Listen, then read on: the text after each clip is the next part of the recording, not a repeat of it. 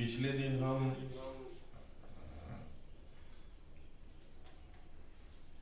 दक्षिणी पूर्वी जो एशिया है जिसके अंतर्गत लाओस, कंबोडिया, वियतनाम की हम चर्चा कर रहे हैं।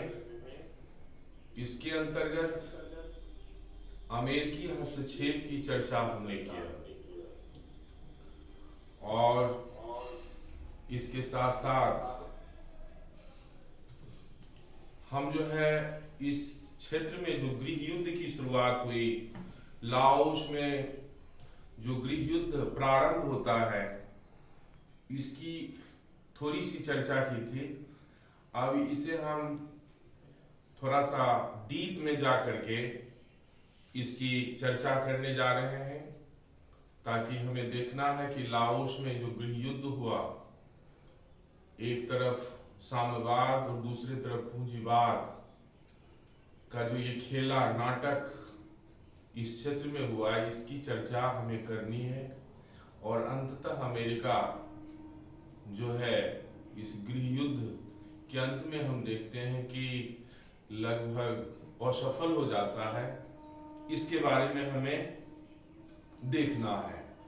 तो मैंने पिछले दिन बताया था कि लाओस का जो उत्तरी प्रांत, जिसके अंतर्गत फुंगसाली और होऊ फ्रांस, फुंगसाली और होऊ फ्रांस, इन दोनों राज्यों में साम्यवाद का प्रभुत्व सबसे अधिक था, व्यापक था। और 1954 ईस्वी में हम देखते हैं कि जो साम्यवादी थे, ये दोनों राज्य के जो साम्यवादी थे, वो प्रयास कर रहे थे कि संपूर्ण लाओस में साम्यवाद का विस्तार हो। और यानी कि जब लाओस में यानी कि राजतंत्र को हटा करके साम्यवादी शासन व्यवस्था लागू करने का प्रयास किया गया, और राजतंत्र को हटा करके हम देखते हैं कि यहाँ पर लोकतंत्र की स्थापना यहाँ हुई, संसदीय शासन प्रणाली की शुरुआत हुई। तो इसी के साथ लाओस में यानी कि राजनीतिक अस्थिरता का दौर प्रारंभ हो जाता है। संपूर्ण लाओस जो है एक तरह से गृह युद्ध में यानी कि प्रवेश कर जाता है, और यानी कि लाओस और कंबोडिया की जो स्वतंत्रता है, इसकी स्वीकार्यता हो जाती है अंतरराष्ट्रीय स्तर पर। लाओस और कंबोडिया आजाद है, स्वतंत्र है, तटस्थ देश है। लेकिन यानी कि 1956 ईस्वी के मध्य के पहले संपूर्ण वियतनाम में चुनाव कराने की व्यवस्था यानी कि की गई थी अंतरराष्ट्रीय स्तर पर, ताकि जनता जो है जिसको स्वीकार करे वह जो है इस लाओस के शासन सत्ता पर अपना अधिकार कायम करेगा। और जेनेवा समझौता के क्रियान्वयन के लिए आप देख चुके हैं कि अंतरराष्ट्रीय स्तर पर त्रिसदस्यीय आयोग का गठन किया गया, जिसमें भारत, कनाडा और पोलैंड, ये तीनों देश इसके अंतर्गत शामिल थे। तो इस जेनेवा समझौता के परिणाम स्वरूप हम देखते हैं कि लाओस में कुछ समय के लिए शांति की स्थापना हुई, लेकिन कुछ ही समय के बाद यहां उथल पुथल का दौर प्रारंभ हो जाता है। आप देख चुके हैं कि उत्तरी वियतनाम में हो ची मिन्ह की जो सरकार है वह सुदृढ़ अवस्था में आ चुकी है, और वह संपूर्ण वियतनाम के एकीकरण पर विचार भी करने लगता है। परंतु दक्षिणी वियतनाम की स्थिति इसके बिल्कुल विपरीत है, और वहां अमेरिकी समर्थित बाओ दाई की जो सरकार थी, तो उसमें न्यू दिन दियम उस सरकार का संचालन कर रहा था, प्रधानमंत्री था एक तरह से, और बाओ दाई जो था वो राजा था। और इन दिनों दक्षिणी वियतनाम में साम्यवादियों के साथ साथ जो अपदस्थ राजघराना था, जो पहले शासन करते थे राजतंत्रात्मक शासन व्यवस्था के अंतर्गत, उस समय जो है इस घराना का 3 सौतेला भाई आपस में उलझ गए और तीनों का विचार हम देखते हैं कि अलग अलग था। सबसे पहले देखो, यानी कि सुवर्ण फूमा, सुफर्ण बोंग और फूमी नौसवान, ये तीनों सौतेला भाई, सुवर्ण फूमा, सुफर्ण बोंग, जिस सुफर्ण बोंग को इतिहास में पाथेट लाओ के नाम से जाना जाता है, और तीसरा है फूमी नौसवान। तो सुवर्ण फूमा जो था वह तटस्थतावादी था, न वह पूंजीवाद की ओर उसमें झुकाव था, न साम्यवाद की ओर। और सुफर्ण बोंग जो जिसे हम पाथेट लाओ के नाम से जानते हैं, वह पूर्णतः साम्यवादी था। और तीसरा फूमी नौसवान जो था वह दक्षिण पंथी था, अर्थात यह जो है अमेरिका यानी कि पूंजीवाद का समर्थन कर रहा था। तो अब देखो कि इन तीनों के आपसी राजनीतिक संघर्ष या राजनीतिक वर्चस्व की इच्छा ने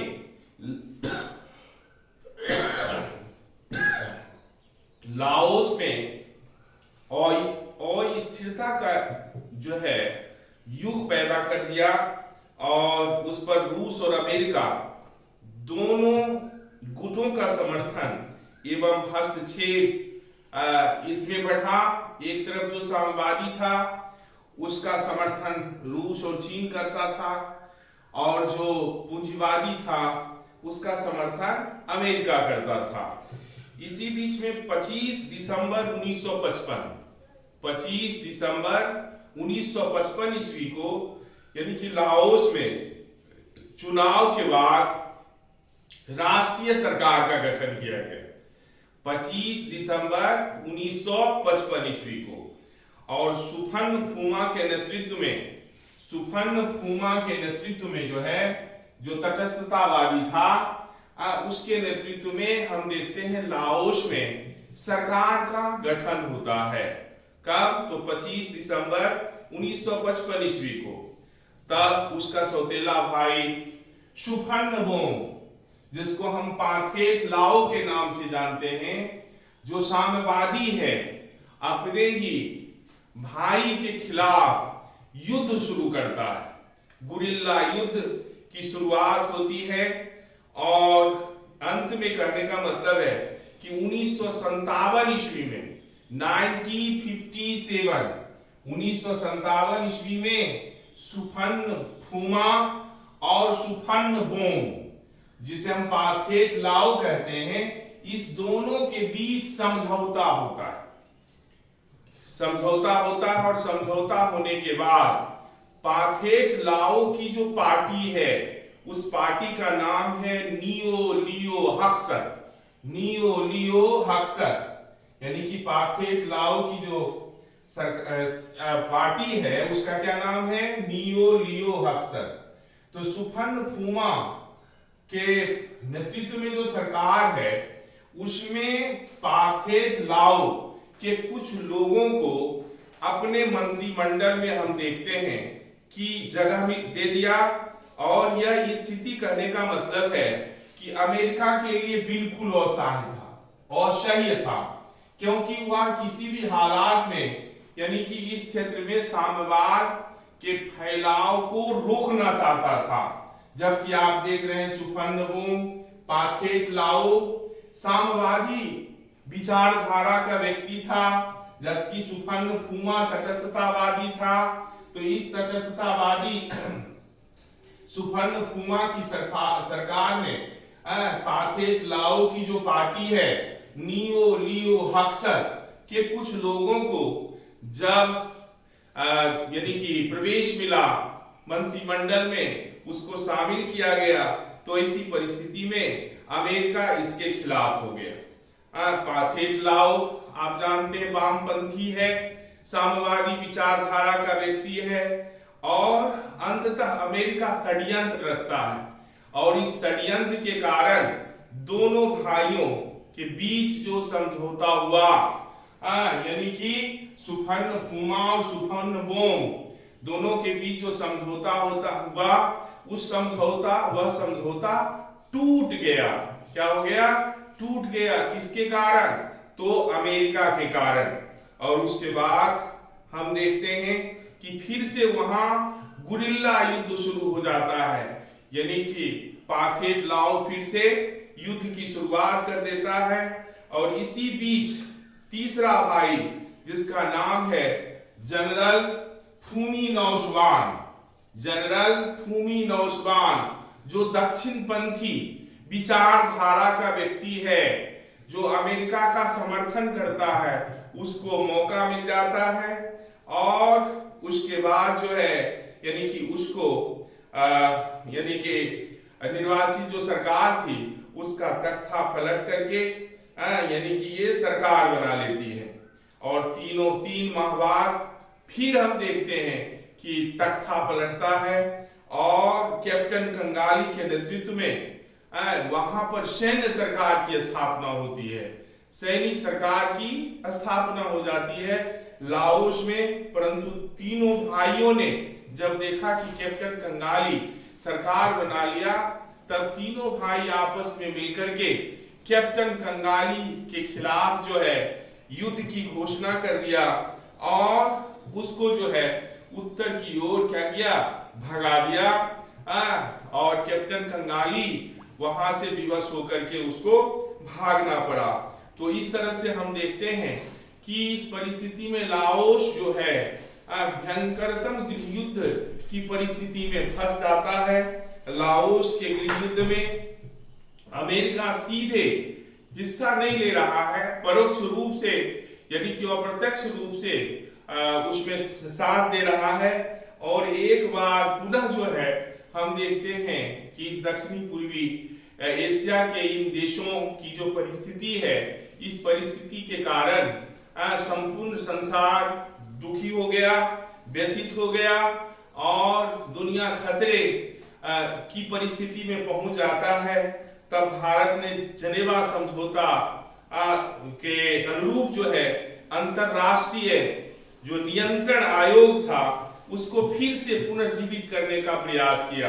भारत लगातार प्रयासरत रहा कि इस क्षेत्र में शांति की स्थापना हो और जनेवा समझौता के अंतर्गत जो अंतरराष्ट्रीय आयोग का गठन किया गया था, उस आयोग को फिर से जीवित करने के लिए हमारी सरकार, भारत की जो सरकार थी, वह प्रयास किया। और उस प्रयास के अंत में हम देखते हैं कि इस समस्या के समाधान के लिए 14 यानी कि राष्ट्रों का एक सम्मेलन बुलाया गया, जिसमें दुनिया के 14 राष्ट्र हिस्सा लिए और जिसमें लाओस के तीनों पक्षों की भागीदारी पर रूस, अमेरिका सहमत हो गया कि अब तीनों भाई जो है आपस में मिलकर के यानी कि लाओस में शासन करें। सुफर्णफूमा, सुफर्णबोम और फूमी नौशवान तीनों की संयुक्त यानी कि मंत्रिमंडल बने, तीनों आपस में मिल बैठ करके इस क्षेत्र में क्या करे? शासन करे। परंतु हम देखते हैं कि आगे चल करके यानी कि 1961 ईस्वी में यह सम्मेलन हुआ, जिसमें सभी राजकुमारों ने संयुक्त मंत्रिमंडल पर सहमति जताई कि ठीक है, हम तीनों आपस में मिलकर के क्या करेंगे? इस क्षेत्र में शासन करेंगे। परंतु अमेरिका षड्यंत्र से बाज नहीं आ रहा है, वह हर संभव प्रयास कर रहा है कि इस क्षेत्र में यानी कि पूंजीवाद का विकास हो। तो इसी परिस्थिति में अमेरिकी षड्यंत्र के कारण लाओस का विदेश मंत्री था, उसकी हत्या हो जाती है। और जब लाओस के विदेश मंत्री की हत्या होती है तो फिर से लाओस एक भयंकर गृह युद्ध में प्रवेश कर जाता है। चूंकि अमेरिका लाओस में साम्यवाद का प्रसार कतई नहीं चाहता था कि यहाँ समाजवाद की स्थापना हो, अतः चुनाव द्वारा सुफर्णफूमा को फिर से हम देखते हैं कि प्रधानमंत्री बनाया गया। किसको प्रधानमंत्री बनाया गया? सुफनफुमा को, जो तटस्थतावादी था, इसको फिर से लाओस का हेड बनाया जाता है और सुफनवोंग को उप प्रधानमंत्री बनाया जाता है। सुफनवोंग, जिसको हम पाथेट लाओ के नाम से जानते हैं, उसको क्या बनाया जाता है, तो उप प्रधानमंत्री बनाया जाता है। और इससे असंतुष्ट पाथेट लाओ ने 1970 ईस्वी में लाओस पर फिर से आक्रमण कर देता है। लाओस पर आक्रमण कर देता है और इस आक्रमण के द्वारा हम देखते हैं कि संपूर्ण जो यानी कि जॉर्ज का मैदान है उस पर अधिकार किया। हालांकि अमेरिका ने इस युद्ध में हम देखते हैं कि जमकर के बमबारी करता है, परंतु पाथेट लाओ के आक्रमण को रोका नहीं जा सका। यानी कि लगातार, यानी कि पाथेट लाओ, जिसको हम सुफनवोंग जिसका मूल नाम था, उसका विस्तार लगातार संपूर्ण यानी कि लाओस के ऊपर होता चला गया। रूस ने लाओस पर आक्रमण के लिए और वहां की स्थिति जो बिगड़ रही है, इसकी जिम्मेदारी यानी कि अमेरिका के ऊपर डाला कि अमेरिका के कारण ही लाओस की ये परिस्थिति है। और अमेरिका के खुल करके युद्ध में आ जाने के कारण स्थिति और भी जटिल हो जाती है। और 1917 में हम देखते हैं कि हजारों जो दक्षिणी सैनिकों ने लाओस 1971 ईस्वी में हजारों जो दक्षिणी सैनिकों ने लाओस में प्रवेश किया। उसके साथ अमेरिका जो है सैनिक युद्धक विमान और बमवर्षक जो हेलीकॉप्टर था, यानी कि वायुसेना के द्वारा लगातार, कहने का मतलब है कि बमबारी कर रहा है। और मैंने पिछले दिन बताया था कि जो हो ची मिन्ह था, जो उत्तरी वियतनाम से चल करके लाओस और कंबोडिया के रास्ते, जिसमें सैकड़ों हजारों छोटी मोटी सड़कें थी, उस छोटी मोटी सड़कों के माध्यम से उत्तरी वियतनाम के जो सैनिक थे गुरिल्ला युद्ध करने के लिए इसी मार्ग से होते हुए दक्षिणी वियतनाम पर आक्रमण करते थे। और फिर करने का मतलब है उसी रास्ते से लुकते छिपते पुनः उत्तरी वियतनाम चले जाते थे। तो यह कहने का मतलब है कि यह जो मार्ग था काफी महत्वपूर्ण मार्ग था। संपूर्ण मार्ग जो है जंगलों से होकर के, वीरों से होकर के गुजरता था। और इसी मार्ग को अवरुद्ध करने के लिए अमेरिका शुरू से ही प्रयासरत था। अमेरिकी सेना इस मार्ग को नष्ट कर देती थी, लेकिन वियत मिन्ह सेना, हो ची मिन्ह की सेना तत्काल जो है उस मार्ग को फिर से मरम्मत कर लेता था। तो इस तरह से यानी कि हो ची मिन्ह मार्ग पर कब्जा करना चाहता था अमेरिका। और पाथेट लाओ ने रूस और ब्रिटेन से अनुरोध किया, लगातार अनुरोध कर रहा है कि अमेरिका जो इस युद्ध में हिस्सा ले रहा है उस पर दबाव डाला जाए, उसे रोका जाए। परंतु चीन ने अमेरिका को यहां पर देखते हैं कि धमकी भी देता है। पहले अमेरिका को लगा कि जो है हम इस क्षेत्र में हम अपना युद्ध जीत लेंगे, लेकिन कहने का मतलब है अंततः अमेरिका को करारी हार मिलती है। और यानी कि हो ची मिन्ह मार्ग क्षेत्र पर जाकर के उसकी जो सेना है, अमेरिका की सेना, वह फंस जाती है। और लाओस के प्रबल प्रतिरोध के कारण उसको जो है वहां से वापस लौटना पड़ता है। और इस तरह अमेरिका अपने आक्रमण में वामपंथ के यानी कि साम्यवाद के प्रचार प्रसार को रोकने में हम देखते हैं कि असफल रहा। हर संभव प्रयास किया कि हम इस क्षेत्र में साम्यवाद को फैलाएं, अपने विचारों को आगे लाएं और यहाँ क्या कहते हैं साम्यवाद के प्रसार को रोकें और पूंजीवाद को फैलाएं। लेकिन अमेरिका का यह जो सोच है, यह सोच पूरा नहीं हो पाया।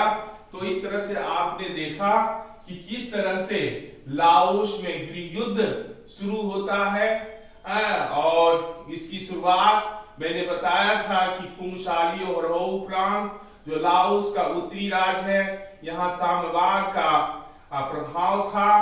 इतना प्रभाव था कि वह संपूर्ण यानी कि लाओस को लाओस में जो है साम्यवादी विचार को फैलाना चाहता था। लेकिन इसी बीच में यानी कि इस क्षेत्र के जो राजतंत्रात्मक शासन व्यवस्था था पूर्व का, उसके 3 सौतेले भाई सुफर्न फूमा, सुफर्न बोंग और फूमी नौसवान, इन तीनों के बीच आपसी संघर्ष ने और अमेरिका की नीति के कारण इन तीनों भाइयों में फूट डाल करके परिस्थिति को बिल्कुल विषम बना देता है। लेकिन अंततः इन तीनों भाइयों के बीच आपस में समझौता के बाद कुछ समय के लिए यानी कि शांति आती है। लेकिन जो पाथेट लाओ है, वो जो साम्यवादी है, वह अपना प्रचार प्रसार व्यापक रूप से पूरे इस लाओस में करना चाहता है। जॉर्ज के मैदान पर अटैक करता है, आक्रमण करता है, पूरे क्षेत्र को जीत लेता है। इस बीच में आपने देखा कि किस तरह से अमेरिका यहाँ पर अपने प्रभाव को बढ़ाने के लिए दोनों भाइयों में फूट डलवाया, यहाँ के विदेश मंत्री की हत्या करवाया। कैप्टन कंगाली जो एक सैनिक था, उसको जो है बढ़ावा देकर के इस क्षेत्र में अपना प्रभुत्व स्थापित करने का प्रयास किया। लेकिन इन तमाम चीजों में हम देखते हैं कि अमेरिका असफल हो जाता है और विवश होकर के अमेरिका को खाली हाथ वापस लौटना पड़ता है। अब हम देखेंगे कंबोडियाई संकट। लाओस की कहानी समाप्त हुई।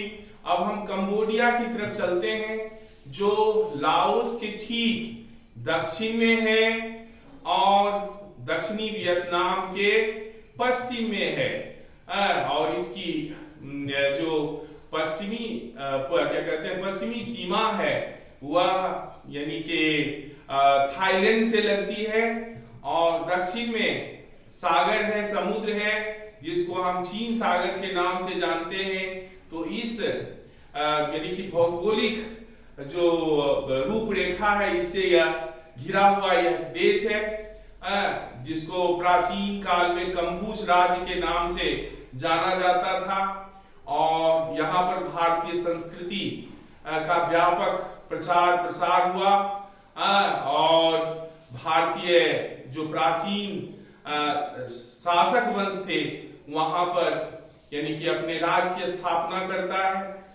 थोड़ा सा पीछे हम चलते हैं तो गुप्त राजवंश में समुद्रगुप्त जो है इन क्षेत्रों के ऊपर अधिकार भी किया था। तो इसी कंबोडिया की चर्चा हमें करनी है। तो सन 1954 ईस्वी में स्वतंत्र बनने के बाद कंबोडिया में संवैधानिक राजतंत्र को स्वीकार किया गया। संवैधानिक राजतंत्र को एक्सेप्ट किया गया 1954 ईस्वी में। जब कंबोडिया आजाद होता है, स्वतंत्र होता है, तो कंबोडिया में संवैधानिक राजतंत्र की स्थापना को मंजूरी मिलती है। संवैधानिक राजतंत्र का मतलब जैसे संविधान है, संविधान देश का सबसे ऊपरी शक्ति है, सबसे बड़ी शक्ति है। और उस संविधान के अनुकूल राष्ट्र का जो प्रधान होगा वह राजा होगा। लेकिन राजा भी संविधान से ऊपर नहीं होगा। तो ऐसे यानी कि शासन व्यवस्था को हम संवैधानिक राजतंत्र कहते हैं। दुनिया में आज बहुत से ऐसे देश हैं जहां संवैधानिक राजतंत्र है। जैसे जापान है, वहां के शासन का प्रधान राजा होता है। जैसे तुम्हारे भारत के पड़ोसी देश भूटान है, वहां भी संवैधानिक राजतंत्र है। ब्रिटेन है, वहां भी संवैधानिक राजतंत्र है। और बहुत सारे ऐसे देश हैं जहां पर संवैधानिक राजतंत्र है, जहां देश का प्रधान जनता के द्वारा चुना हुआ व्यक्ति न होकर के वहां का राजा हुआ करता है। तो इस तरह से कंबोडिया में संवैधानिक राजतंत्र की स्थापना हुई और वहां का राजकुमार जिसका नाम था नरोत्तम सिंघानुक, क्या नाम था? नरोत्तम सिंघानुक। तो इस नरोत्तम सिंघानुक को शासक मान लिया गया, शासक बना दिया गया और नरोत्तम सिंघानुक 1954 ईस्वी से ही कंबोडिया में गुटनिरपेक्षता एवं तटस्थता की नीति को अपनाया। तो गुटनिरपेक्षता और तटस्थता की नीति अपनाने का मूल कारण था कि नरोत्तम सिंघानुक एक ऐसे विचारधारा के व्यक्ति थे जो तटस्थ रहना चाहते थे। वो न साम्यवाद की ओर उसमें झुकाव था, न पूंजीवाद की ओर झुकाव था। तो इन दोनों का रास्ता अपना करके नरोत्तम सिंघानुक कंबोडिया में शांति से जीना चाहता था, देश का विकास करना चाहता था। और हम देखते हैं और इसलिए गुटनिरपेक्षता की नीति और तटस्थता की नीति को स्वीकार किया। जिस तरह से जब भारत आजाद हुआ तो अमेरिका और रूस दोनों ने चाहा कि हम अपने गुट में इसको शामिल करें। अमेरिका भी जोर लगा और रूस भी जोर लगाया और विवश होकर के हमारा झुकाव तो रूस की ओर ज्यादा था, लेकिन फिर भी हमारे तत्कालीन प्रधानमंत्री, तत्कालीन जो शासन व्यवस्था थी, उन्होंने स्पष्ट कर दिया कि ना हमें अमेरिका के गोद में बैठना है, ना रूस के गोद में बैठना है, बिल्कुल तटस्थ रहना है, दोनों से हमें सहायता लेनी है। तो उसी तरह से हम देखते हैं कि कंबोडिया का जो नई सरकार है और नए सरकार के जो प्रधान है नरोत्तम सिंघानुक, वो प्रयास कर रहे हैं कि हमें तटस्थ रहना है, हमें गुटनिरपेक्ष रहना है, ना हमें अमेरिका के साथ जाना है, न रूस के साथ हमें जाना है। तो अमेरिका नहीं चाहता था कि जो ये तटस्थता की नीति को अपनाए, कंबोडिया हमारी बात को सुने, हमारे विचारों को इस क्षेत्र में फैलाए। तो इस तरह से अमेरिका नरोत्तम सिंघानुक से यानी कि कंबोडिया से चिढ़ा हुआ था। वह हर हाल में कंबोडिया को बर्बाद करना चाहता था। तो ऐसी परिस्थिति में थाईलैंड को उसका यानी कि उसका करके, थाईलैंड उसका पड़ोसी देश है कंबोडिया का, थाईलैंड कंबोडिया के बिल्कुल पश्चिम में है, दोनों की सीमा सटती है। तो थाईलैंड को उकसा करके कहने का मतलब है कंबोडिया को तंग करना शुरू किया। और अमेरिका की इस कूटनीति की चाल के कारण 1963 ईस्वी में सिंघानुक ने उससे भी किसी तरह की मदद लेने से इनकार कर दिया। लगातार थाईलैंड उसको परेशान कर रहा है और परेशान कराने वाला कौन है? अमेरिका है।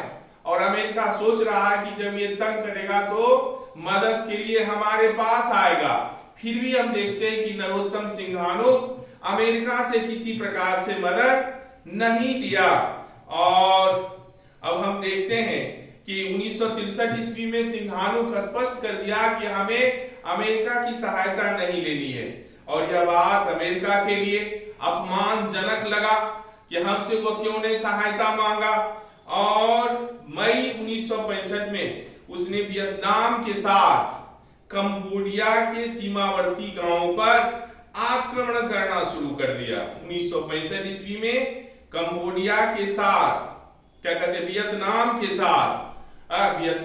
साथ साथ कंबोडिया का जो सीमा क्षेत्र है वहां के सीमावर्ती गांव में, यानी कि दक्षिणी जो वियतनाम है और कंबोडिया की जो सीमा है, इन क्षेत्रों के ऊपर लगातार बमबारी करना शुरू किया अमेरिका ने। और तब सिंघानुक ने अमेरिका से राजनयिक संबंध तोड़ लिए, क्योंकि जब देखा कि अमेरिका हमारे देश के सीमावर्ती क्षेत्रों में बम गिरा रहा है, तो इसी परिस्थिति में नरोत्तम सिंघानुक जो है अमेरिका से राजनयिक संबंध को तोड़ लेता है। और आगे चलकर के 1969 ईस्वी में अमेरिका ने कंबोडिया की सीमा पर जो दक्षिणी वियतनाम से सटा हुआ एरिया है वहां जो है जहर की वर्षा करवाता है। हेलीकॉप्टर से, हवाई जहाज से जहर की वर्षा करवाता है, जिसके कारण वहां 40,000 एकड़ भूमि पर जो रबर का खेत था, रबर प्लांट वाला जो एरिया था, उस एरिया में जहर की वर्षा के कारण पूरा का पूरा यानी कि रबर का जो खेती है वो नष्ट हो जाता है। और जब नष्ट हो जाता है तो सिंघानो अमेरिका से मुआवजा मांगता है कि आपके कारण ये पूरे क्षेत्र का रबर का बगीचा, रबर का प्लांट नष्ट हुआ, यहाँ के किसान को क्षति हुई है, इसलिए आप इन किसानों को मुआवजा दें। और अमेरिका से मांग की, तो और उसके बाद हम देखते हैं कि विवश होकर के सिंघानुक जो तटस्थतावादी था, जो गुटनिरपेक्ष नीति में विश्वास करता था, अमेरिका के तंग करने के कारण विवश होकर के उसका झुकाव रूस की ओर होने लगा। जब लोग विवश हो जाता है तो इसी परिस्थिति में किसी के शरण में जाना पड़ता है। तो अमेरिका ने सिंघानुक को विवश कर दिया और इस व्यवस्था के कारण नरोत्तम सिंघानुक रूस की ओर अपना मुख किया और तत्कालीन दो गुटीय विश्व व्यवस्था में पूंजीवाद, अमेरिका यह नहीं चाहता था कि कंबोडिया में साम्यवाद का फैलाव हो, प्रसार हो, और आप इससे स्पष्ट हो जाता कि शुरू से ही अमेरिका प्रयासरत है कि कंबोडिया किसी तरह से हमारे गुट में आ जाए, लेकिन वह हर संभव प्रयास कर रहा था कि कंबोडिया हमें किसी गुट में नहीं जाना है। और कंबोडिया साम्यवादी देशों के प्रति यानी जो सहानुभूति रखना शुरू किया विवश होकर के अमेरिका के कारण। अतः उसने कंबोडिया के निरपेक्षता को एक पक्षीय मानते हुए आरोप लगाया कि सिंघानो सरकार का संबंध जो है उत्तरी वियतनाम अर्थात हो ची मिन्ह से है। जबरदस्ती आरोप लगाया यानी कि सिंघानुक जो है उत्तरी वियतनाम से इसका संबंध है, वियत मिन्ह सेना से इसका संबंध है, और उत्तरी वियतनाम जो वियतकांग है, वियतकांग से है, इसलिए अमेरिका CIA एक गुप्तचर संगठन का नाम है, जिस तरह से हमारे देश में CBI है, CID है, उसी तरह से अमेरिका का जो गुप्तचर संगठन है जिसका नाम CIA के माध्यम से कंबोडियाई सरकार दक्षिण पंथी को संगठित करके सिंघानुक को सत्ताच्युत करना चाहता था कि किसी तरह से नरोत्तम सिंघानुक जो है शासन की जो सत्ता पर आरूढ़ है उसको किसी तरह से कंबोडिया की शासन सत्ता से क्या करें, हम निकालें। तो ये अमेरिकी षड्यंत्र जो है अमेरिका ने वहां शुरू किया और 1970 में दक्षिण पंथियों ने वियतनाम के दूतावास के समक्ष उग्र प्रदर्शन किया और इसी परिप्रेक्ष्य में सिंघानु को वियतनाम के प्रति कठोर रुख अपनाना पड़ा। कहने का मतलब है कि वियतनाम के साथ वह किसी प्रकार का संबंध नहीं रखना चाहता था और 18 मार्च 1970 को कंबोडियाई राष्ट्रीय संसद, कंबोडिया की जो राष्ट्रीय संसद है, असेंबली है, ने नरोत्तम सिंघानुक को सर्वसम्मत प्रस्ताव के द्वारा सत्ता से हटा दिया। तो आप समझ लो, कहने का मतलब है जो राष्ट्रवादी नेता था, जो देश के लिए जीता था, उसको जो है अमेरिका, कहने का मतलब है कि इस तरह से परिस्थिति पैदा करके अपनी शासन सत्ता धन के बल पर, कहने का मतलब गुप्तचर संगठन के बल पर, यानी कि वहां के जो दक्षिण पंथी लोग थे उसको अपनी ओर आकर्षित करके नरोत्तम सिंघानु जैसे व्यक्तित्व को, कहने का मतलब है कि कहीं का नहीं छोड़ा और बेचारा नरोत्तम सिंघानु सत्ताच्युत हो जाता है, कंबोडिया की शासन सत्ता से अलग हो जाता है और उसके बाद यानी कि कंबोडिया की शासन सत्ता पर यानी कि जनरल लोन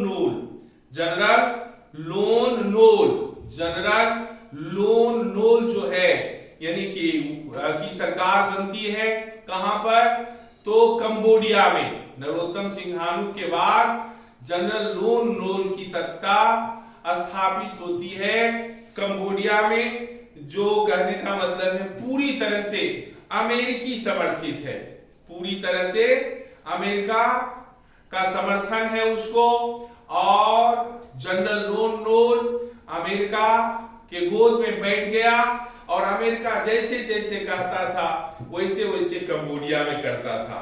और नरोत्तम सिंहानुक विवश होकर के पेकिंग में करने का मतलब है निर्वासित सरकार का गठन करता है, क्योंकि नरोत्तम सिंहानुक भी तो राजकुमार है और वह पीकिंग चला जाता है चीन, और वहां पर उसने अपना निर्वासित सरकार का गठन करता है और जनरल लोन नोल की सरकार को अवैध घोषित करता है कि वर्तमान में कंबोडिया की जो सरकार है, लोन नोल की सरकार है, वह पूर्णतः असंवैधानिक है और हम इसे स्वीकार नहीं करते हैं। और राष्ट्रीय संसद को भंग कर दिया और जनता में मौजूदा सरकार को अपदस्थ करने के लिए कि वर्तमान में जनरल लोन नोल की जो सरकार है उसको खत्म करने के लिए जनता से अपील किया। और अप्रैल 1970 में सिंहानुक ने नई सरकार के विरुद्ध युद्ध छेड़ दिया। कहने का मतलब है जनरल लोन नोल के खिलाफ, यानी कि नरोत्तम सिंहानुक युद्ध की घोषणा करता है, और जिसमें उत्तरी वियतनाम एवं वियतकांग सैनिकों ने नरोत्तम सिंहानुक को काफी मदद करता है अपने सैन्य शक्ति के द्वारा। और उसकी जो विजयी सेना जो है लगातार आगे की ओर बढ़ती हुई राजधानी नाम पेन की ओर बढ़ रही है। और अमेरिका ने तुरंत इसमें हस्तक्षेप किया। अमेरिका नहीं चाह रहा था कि वियतनाम जो है वियतनाम कहते हैं कंबोडिया में साम्यवादी शासन का विस्तार हो। तो तुरंत कहने का मतलब है कि अमेरिका यानी कि अवरोध पैदा करता है और एक विशाल फौज, अमेरिकी फौज कंबोडिया में प्रवेश करती है और दोनों के बीच लगातार संघर्ष शुरू होता है। और अमेरिकी राष्ट्रपति की इस नीति का व्यापक विरोध हम देखते हैं कि अमेरिका की धरती पर भी हुआ। अमेरिका के लोगों ने अमेरिका की इस नीति के खिलाफ कि कंबोडिया में अमेरिकी सेना को प्रवेश कराने का क्या उद्देश्य है, तो इस नीति के खिलाफ अमेरिका की धरती पर हम देखते हैं कि अपनी सरकार के खिलाफ विशिष्ट विरोध प्रदर्शन शुरू हुआ। और उस समय अमेरिका के राष्ट्रपति निक्सन साहब थे। कौन थे? निक्सन साहब। तो अपनी सेनाएं वापस बुलाने की घोषणा करनी पड़ी अपने देश के लोगों के दबाव के कारण, परंतु दक्षिणी वियतनाम ने अपनी सेना कंबोडिया में रहने देने की घोषणा कर स्थिति को अत्यंत जटिल बना दिया। और अब लग रहा था कि चीन भी कंबोडिया मामले में हस्तक्षेप करेगा और इस तरह एक बार पुनः जो है दक्षिणी पूर्वी एशिया की सुरक्षा खतरे में दिखाई पड़ने लगी। और 16 मई 1970 ईस्वी को एक सम्मेलन बुलाया गया, यानी कि इंडोनेशिया ने एशियाई देशों का एक सम्मेलन बुलाया। 16 मई 1970 को इंडोनेशिया की राजधानी जाकर्ता है, वहां पर सम्मेलन बुलाया गया। यद्यपि यह सम्मेलन सफल रहा, परंतु कंबोडिया की स्थिति में किसी प्रकार का परिवर्तन हम नहीं देख पाते हैं। तो हम देखते हैं कि कंबोडियाई छापामारों, अमेरिकी सेना के बीच युद्ध, बमबरसक नृशंस हत्याओं के इस दौर में ही 9 अक्टूबर 1970 को कंबोडिया को एक गणराज्य की घोषणा कर दी जाती है। सिंहानुक और लोन नोल की सेनाओं में संघर्ष लगातार चल रहा है और 5 वर्ष बाद नरोत्तम सिंहानुक निर्णायक युद्ध का ऐलान करता है। और उसकी जो सेना थी उस सेना का नाम था लाल खुमेरी सेना।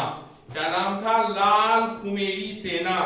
विजय करती हुई आगे की ओर बढ़ती है और अंततः नोल को कंबोडिया को छोड़ करके भागना पड़ता है और अप्रैल 1975 ईस्वी में कंबोडिया गृह युद्ध की जो स्थिति है वो समाप्त होती है और नरोत्तम सिंघानुक फिर से राष्ट्राध्यक्ष यानी कि कंबोडिया के प्रधान बनते हैं। परंतु 1978 में यानी कि उन्होंने राजनीति से अंततः संन्यास ले लिया। तो सत्य की का रास्ता बड़ा ही कठोर और जटिल होता है। नरोत्तम सिंघानुक जो एक राष्ट्रवादी व्यक्ति था, लेकिन जब गलत लोगों का प्रभाव, गलत लोगों के कारण जो है हम देखते हैं कि नरोत्तम सिंघानुक को जटिल परिस्थितियों से जूझना पड़ा, फिर भी हिम्मत नहीं हारा और अंततः कंबोडिया को फिर से अपने नए रास्ते पर लाने में वह प्रयास किया। और जब देख लिया कि कंबोडिया की स्थिति ठीक है तो बेचारे नरोत्तम सिंघानुक संन्यास ग्रहण कर लिए। अब शेष अगले दिन।